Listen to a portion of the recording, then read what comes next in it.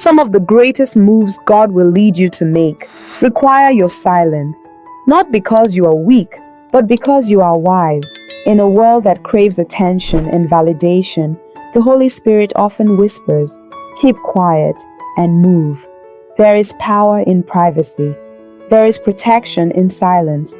Not everyone needs to know what God told you. Not every dream is meant for open discussion.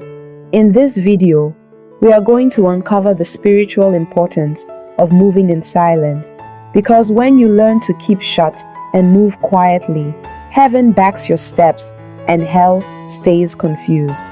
Are you ready? Number 1. Some battles are won in silence, not noise. There are moments in your life where silence is not just wisdom, it's warfare. You may think that every battle requires a loud response, that every attack must be met with an explanation, that every opposition demands a counterstrike. But the truth is, some of the most powerful victories you will ever experience will come when you choose to hold your tongue and let God move. Silence is not weakness. Silence is strategy. It is a posture of someone who understands that they do not fight with flesh and blood, but with spiritual weapons. And one of those weapons is restraint. When Jesus stood before Pilate, falsely accused, slandered by religious leaders, and abandoned by those he healed, he did not defend himself. He did not argue. He did not explain.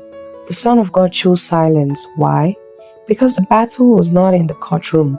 The battle was on the cross. The mission was not to prove innocence. The mission was to fulfill a purpose.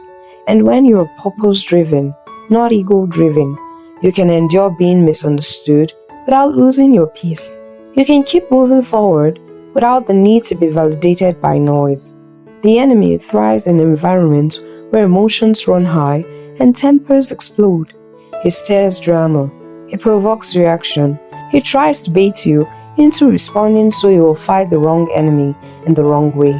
But when you stay silent, you remove his power. You confuse his strategy. You disrupt his plan. Because you are no longer reacting, you are listening, you are watching, you are waiting for divine instruction. And when the timing is right, you move with precision instead of panic. There are times when God will tell you to speak. There are moments when you must declare and decree. But there are also seasons where the Lord will train you to remain quiet. Not because there is nothing to say, but because not everything needs to be said right now. Some truths mature in silence. Some victories grow in the soil of secrecy. God is not just working on your destiny, He is working on your discipline. He is shaping you into someone who can win without shouting. Someone who can walk through fire without broadcasting the flames. In the Old Testament, when the children of Israel marched around the walls of Jericho, God gave them a strange command. He told them to walk in silence for 6 days. Not a word, not a shout, just step after step in stillness. It was not until the 7th day that they were allowed to shout, and when they did, the walls fell flat. The miracle did not begin with the noise. It began with the silence. That silent obedience was the real battle. To move without evidence, to march without applause, to obey without understanding. That kind of silence shakes the heavens. Silence trains your spirit to trust God's voice above your own. It teaches you that victory does not always look loud. It teaches you that peace is not passive, it is powerful. You can be silent and still be spiritually aggressive. You can be quiet and still be advancing, because silence is not the absence of movement. It's often the beginning of alignment. It is where you shut out the noise of the world so you can hear the whisper of God. And in that whisper is instruction. In that whisper is strategy. In that whisper is victory. When you talk too much in spiritual seasons that require secrecy, you expose your identity to contamination. Not everyone has the faith to carry what God told you in private. Not every ear deserves access to your oil. The more you speak, the more room you give for doubt, sabotage, or confusion. But when you stay silent, you give God space to prove Himself. You let the fruit speak instead of the noise. You let results testify, where words once would have failed. There will be moments when people misunderstand you. They will assume you're retreating when you're really reloading. They will think you're finished when you're just beginning. That is the beauty of silence. It allows the enemy to miscalculate your movement. He cannot attack what he cannot trace. He cannot counter what he cannot hear. While others are broadcasting every move, you are building in secret. While others are fighting in the flesh, you are gaining strength in the spirit. And when you finally emerge, you do not need to prove anything. The victory will speak for itself. There is a discipline that comes with silence. It teaches you to wait. It teaches you to discern timing. It teaches you that just because you can speak does not mean you should. Your silence becomes a fast, a holy withholding, a space where God has room to act on your behalf. And when He moves, it will be undeniable. The same people who questioned your quiet season will be the ones who witness your breakthrough, not because you shouted, but because you obeyed. Silence is not the absence of power. It is a sign that you trust a power greater than your own. It is a mark of maturity, the evidence that you no longer need applause to validate your direction, that you no longer need to convince people who were never assigned to understand your journey. You only need one yes from heaven, and when God says move, you move, quietly, faithfully, boldly. Number 2. People can't attack what they don't know. One of the most overlooked spiritual strategies is the gift of secrecy, not because you are ashamed of what God is doing, but because exposure too early invites warfare too soon. The truth is, people cannot attack what they don't know. They cannot sabotage what they have not seen. They cannot curse what has not been announced. There is wisdom in keeping quiet, while God is still forming the promise. There is divine protection in covering the seed until it is strong enough to grow roots. When Joseph shared his dream too soon with the wrong people, it provoked jealousy in his brothers. Not everyone will celebrate what God shows you. Some will see your potential and feel threatened. Some will hear your vision and begin to plot against it. You think you are sharing your excitement, but in reality, you may be handing the enemy blueprints to delay your destiny. The devil studies what you speak. He looks for entry points in your words. He listens for where you place your hope. This is why you must learn when to speak and when to stay silent. God often gives instructions in whispers, not because He is hiding from you, but because He is training you to honor intimacy. Some things are meant to stay between you and Him until the time is right. Jesus performed miracles and still told people not to speak of them yet. It was not because the miracle lacked power, but because the moment lacked readiness. When you move too loudly, you alert what was never meant to follow you.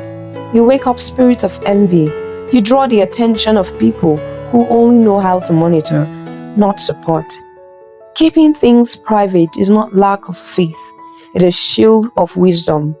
The strongest spiritual moves are often made quietly. You do not need to post everything you are building. You do not need to broadcast every opportunity God is opening. Let the results speak. Let the fruits reveal what was done in secret. There is power in the unknown. There is power in mystery. Even Jesus said the kingdom of God is like a seed planted in the ground. It grows silently. It grows slowly. And then one day it breaks through the surface. By the time people notice it, it is already rooted. Your silence can preserve your momentum. Your discretion can protect your path. Many times, the attacks on your life are not random. They are a reaction to what was revealed prematurely. The devil is not omniscient. He is not all-knowing, but he is observant. And when you speak everything God tells you before the appointed time, you create spiritual targets that were never meant to exist. This is not about fear. It is about wisdom. God is still teaching you. He is still shaping the vision. He is still preparing you. And in that sacred preparation, silence becomes your covering. There is also a spiritual maturity in not needing external approval. When you are deeply rooted in God, you no longer feel the pressure to prove yourself. You can carry a blessing and not announce it. You can steward the word and not post it because your security is not in people's applause, It is in God's affirmation. And when He says go, you go. When He says speak, you speak. Until dead, you remain still, guarded, hidden, covered by grace. The enemy has no authority over what you protect in prayer. What you guard in silence becomes inaccessible to monitoring spirits and those who traffic in spirit manipulation. Every time you keep quiet about what God is doing, you preserve a piece of your destiny from premature warfare. You give that thing space to breathe. You give your spirit space to grow with it. And when the time is right, what was once hidden will become undeniable. This is your reminder to keep short when God is telling you to. Do not be afraid to carry something in silence. Let people wonder, because by the time they see it, it will be already too strong to destroy. Number 3. God's instructions are not meant for public opinion. When God gives you an instruction, it is not a suggestion, it is not a topic for debate, and it is certainly not an open invitation for public opinion. One of the greatest delays to divine fulfillment is a need to run God's voice through the filter of other people's approval. But you must come to a place where God's whisper is louder than the crowd's noise, where His instruction becomes sacred in your heart and not something you feel obligated to explain. Because what He tells you is not for everyone, it is for you, for your journey, for your obedience, and sometimes the instruction will not make sense to anyone else. Noah was told to build an ark when there had never been rain. Abraham was told to leave his country without a destination. Mary was told she would conceive without a man. All of these were divine instructions that defied logic and violated public understanding. If they had paused to ask for everyone's opinion, they would have never moved. They would have talked themselves out of obedience, trying to appease people who had no revelation of what God is doing. Some people will never understand what God told you because they were not in the room when He said it. They do not carry the burden. They do not hear the assignment. They were not part of the encounter. So how can they validate something they were never graced to see? The longer you wait for consensus, the longer you will delay your calling. God does not give group assignments. He gives personal ones. And those instructions often come with isolation. You will feel alone at first, misunderstood, maybe even ridiculed. But that isolation is not punishment. It is protection. It is a separation for the sake of alignment. Because God needs your ears tuned to Him, not to the commentary of others. He needs your heart soft towards His will, not hardened by criticism or doubt. He needs you to trust Him, even when the instructions stretches you beyond comfort. Sometimes, God will tell you to give when others are saving, to walk away when others are staying, to speak when others are silent, or to be silent when others are speaking. And if you allow public opinion become your compass, you will miss your divine coordinates. The will of God is not always popular. The path of obedience is not always paved with applause, but it is the only road that leads to peace and fulfillment. You must decide if you want to be approved by people or aligned with heaven, because sometimes you cannot have both. When God gives an instruction, it is often a test of trust, not just trust in Him, but trust in your ability to hear Him clearly. Can you move without confirmation from others? Can you obey when the room is silent and your flesh is afraid?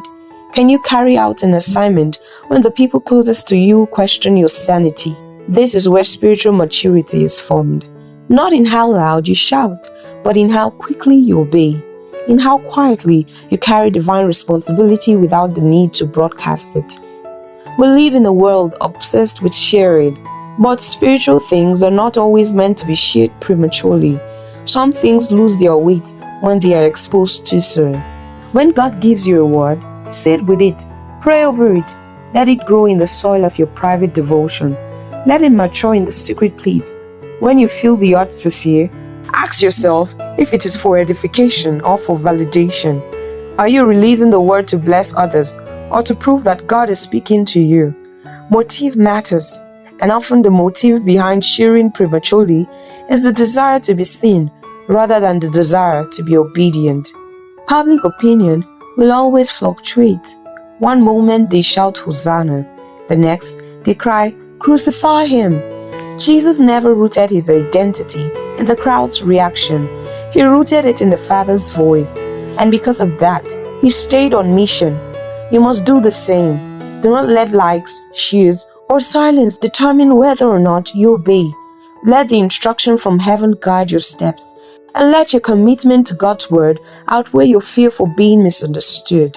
Even the prophets of old were often asked to do things that made no sense to those around them. They were ridiculed, mocked, and ignored. But history does not remember the crowd. It remembers the one who obeyed. Destiny is never built by public consensus. It is built by personal obedience. And if you're going to walk in the fullness of what God has called you to, you must develop a discipline of sacred silence. You must guard your instructions. You must protect your vision. You must walk in obedience without requiring applause. There will be moments when God confirms His word through others. He is faithful to bring encouragement at just the right time. But that confirmation will never override the intimacy you share with Him. You are not just called to live by echoes. You are called to live by His voice. And that voice will often lead you down narrow paths, uncomfortable paths, but they are the right paths. And in the end, the fruit of your obedience will be the loudest answer. Let this be the season where you stop seeking permission to follow God. Let this be the moment you stop delaying your obedience in search of applause. God's instructions are holy. They are weighty. They are precious. And they are not meant for public opinion. Number 4. The enemy studies your patterns. Break them with silence. The enemy is not all-powerful, but he is observant. He watches closely. He studies patterns. He notices what triggers you and distracts you and what excites you. He watches what you say, when you say it, and to whom you say it. Every time you speak without discernment, you feed him clues. Every time you expose your habits and desires without prayerful covering, you hand him a map of your movement. The enemy is a strategist. And one of the most overlooked strategies of spiritual warfare is silence. Not the silence of defeat, but the silence of discipline. The kind of silence that confuses the enemy and breaks predictable patterns. The enemy does not need to access your heart if he already has access to your habits. He does not need to read your mind if he can simply listen to your words. When you speak prematurely about your next step, you give him a target. When you always react the same way to pain, he builds trap around your emotions. When you move without secrecy, he plants sabotage in your open path. But when you begin to move in silence, when you disrupt the patterns of overexposure, you shift the battleground. You take back control of your spiritual atmosphere. You stop playing predictable games and start walking with unpredictable obedience. Patterns are powerful because they create expectation. The enemy expects you to rant when offended, so he sends you offense. He expects you to spiral when abandoned, so he provokes separation. He expects you to chase approval when insecure, so he withholds validation. But the moment you respond with silence instead of noise, worship instead of worry, prayer instead of panic, you interrupt the pattern. And in that interruption, you gain authority, because spiritual authority is often exercised not in shouting, but in restraining. Jesus did not always explain himself. He broke patterns. When Lazarus died, instead of rushing, he waited. When the Pharisees baited him with questions, he wrote in the dirt. When Pilate demanded answers, he remained silent. Each moment was a divine disruption of expectation, and the power of that disruption sent confusion into the enemy's camp. The same is true for you. When you stop doing what the enemy expects, you start doing what heaven empowers. This does not mean living in fear. It means living in awareness. It means understanding that spiritual warfare is often subtle. Not every battle is loud. Not every attack looks like chaos. Some look like familiar conversations with dangerous timing. Some look like open doors that were never prayed over. Some look like opportunities to speak when God said to wait. And in those moments, silence becomes your shield. Your quiet obedience becomes your defense. The enemy is hoping you never break your patterns. He is hoping you keep oversharing, that you keep reacting, that you keep making moves without seeking God first. Because as long as you remain predictable, you remain vulnerable. But when you break the rhythm of reaction, when you stop feeding him intel, you frustrate every strategy he's been building against you. Suddenly, what used to bait you no longer moves you. What used to pull you into drama now finds you absent. You are no longer accessible in the way you once were. And that is the beginning of freedom. There is a reason Jesus told us to go into the secret place to pray. It is not just about intimacy, it's about strategy. What is formed in the secret place cannot be monitored in the public square. What is birthed in silence cannot be cursed by observation. When you plan with God in private, you rob the enemy of access. You shield the process from the interference. You honor the timing of heaven. Silence is not about isolation. It's about insulation. It is about placing a spiritual covering over what God is doing in your life until it's strong enough to withstand exposure. A baby in the womb is hidden for a reason.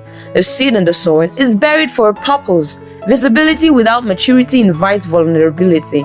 So God will often train you to walk quietly before he releases you to walk publicly. And the enemy will try everything to make you speak too soon, move too fast, or reveal too much. But when you resist that urge, when you stay hidden, you protect what God is forming.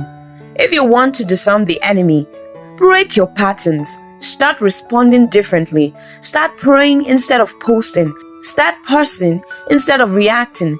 Start walking in peace instead of panic. Do the unexpected. Move in silence. Watch as the same battles that once tripped you up now pass beneath your feet. Not because they disappeared, but because you rose above them with wisdom. You no longer take the bait. You no longer give the enemy the satisfaction of knowing your next step. This is not about paranoia. It is about posture. A posture of wisdom, a posture of spiritual intelligence, a posture of trust that knows God is guiding even when you are not announcing. You do not need to prove anything. You do not need to explain everything. When you are rooted in God's voice, you can afford to be silent because your confidence is not in how much others know, it's in how well you obey.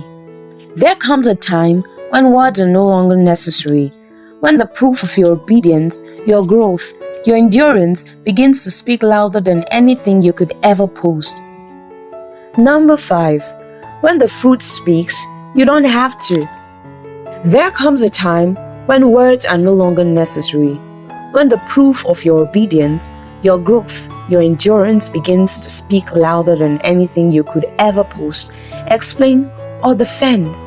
That time is when the fruit shows up, the fruit of patience, the fruit of wisdom, the fruit of discernment, the fruit of silent obedience that nobody saw but heaven. When the fruit speaks, you do not have to, because fruit does not argue. Fruit does not compete. Fruit does not beg to be seen. It simply reveals what was cultivated in private. Too many people are wasting energy trying to prove themselves to people who were never called to understand them. You explain, you post, you overshare. You try to convince those who misjudged you that God is still working in your life. But God never called you to be your own publicist. He called you to abide, because when you abide in Him, fruits become inevitable. And fruit is louder than defense. Fruit is more effective than revenge. Fruit cannot be denied. It is the undeniable evidence of the unseen labor. Jesus said, "You will know them by their fruit, not by their noise, not by their platform, not by their eloquence, but by what their life produces." That is the measure. That is the proof. So stop fighting to prove your anointing, your progress, your healing. The fruit will testify, and the fruit will silence the lies. What was sown in tears will blossom in time, and when it does, the same mouths that doubted you will be silenced by the harvest they cannot explain. There are seasons where God keeps you in hidden, buried, misunderstood. Those seasons are not punishment, they are preparation. He is forming roots. He is deepening your character. He is purging what cannot go with you. And while others seem to be producing loudly, your growth feels invincible. But God does not measure by appearance. He measures by fruit, and fruit takes time. You are not behind. You are being processed. You are not forgotten. You are being formed. And when the time is right, what He has planted in you will break the surface and bear witness to the goodness of God. You do not have to respond to every accusation. You do not have to correct every misunderstanding. You do not have to justify your actions to people who lack spiritual insight. God is your defender, and when the season of harvest comes, He will let the fruit be seen by all. Fruit does not need a microphone. Fruit is self-evident. It is a kind of glory that cannot be staged. You cannot fake sustained peace. You cannot fake consistency. You cannot fake real deliverance. Those things grow from roots that were nurtured in silence, watered with tears, and guarded with wisdom. Silence is not void. It is a strategy. It is the soil in which fruit matures, and those who move quietly with God often emerge with fruit that speaks volumes. It speaks of resilience, of trust, of surrender, of intimacy with God that does not need validation from man. This kind of fruit silences critics, not with words, but with results. And when that kind of fruit appears, you will no longer feel the urge to prove anything, because peace will have become your voice. There is a danger in trying to reveal too soon what God is still forming. Immature fruit may look impressive at first, but it lacks the flavor, the depth, the lasting power. God is not just growing results in you. He is growing character that can carry the weight of those results. And when that character is firm, the fruit will not only appear, it will remain, because fruit that remains is the sign of true discipleship. It is not just about momentary success. It is about lasting impact, generational blessing, kingdom legacy. There is a weightlessness in being quiet and letting God speak through the evidence. You no longer feel the urge to compare. You no longer feel the pressure to explain. You know who you are. You know what God said. And you trust that what He is producing in you will be revealed at the appointed time. That is rest. That is maturity. That is power. To walk silently while your fruit speaks loudly. To be still while God proves what only He can validate. Think of David, anointed in secret, overlooked by man, accused by Saul, yet, when the time came, the fruit of his character and victories could not be ignored. He did not need to argue for the throne. God handed it to him in His time. Because David allowed his fruit to speak, not his frustration, not his opinions, but his obedience. That is what distinguished him, and that is what will distinguish you. When the fruit speaks, you do not have to clap back. You do not have to defend the calling. You do not have to rush the process. You simply stay rooted, stay hidden until God says reveal. Stay humble until God says elevate. Stay quiet until the fruit is undeniable. Because when it shows up, it will speak louder than any argument you could ever make. It will tell the story of your prayer life. It will echo the cries of your midnight tears. It will declare the faithfulness of a God who finishes what He starts. You do not need to shout your every move or explain your every decision. When God is truly guiding your steps, the result will speak louder than your voice ever could. Move in silence. Let your roots go deep. Let your obedience speak through your fruit. The enemy cannot fight what he cannot trace, and people cannot argue with undeniable evidence. Stay hidden in God. Stay planted in purpose, and when the season is right, your fruit will declare what your silence protected. If this blessed you, like, comment, and subscribe for more spirit-led messages that can help you walk in purpose and power.